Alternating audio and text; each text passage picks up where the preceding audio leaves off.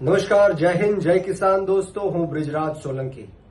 મિત્રો, તાજેતરમાં સમાચાર આવી રહ્યા છે કે મોરબીના જેતપર ગામ ખાતે જે રીતના સુરેન્દ્રનગરના કોંઢની અંદર ખેડૂતો ઉપર દમન ગુજારવામાં આવ્યું, એમની અટકાયત ધરપકડ કરવામાં આવી, એ જ રીતના મોરબીના જેતપર ગામ ખાતે પણ અત્યારે ખેડૂતોની અટકાયતો ચાલુ છે.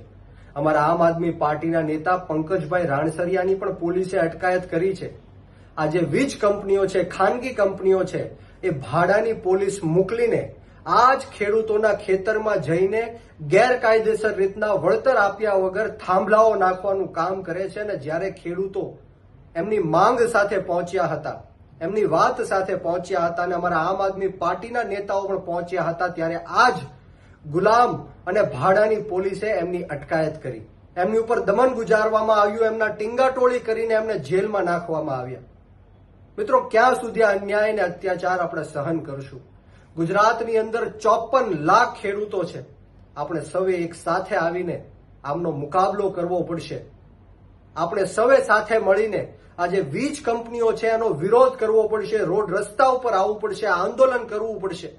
આમ આદમી પાર્ટી ખેડૂતોની સાથે છે.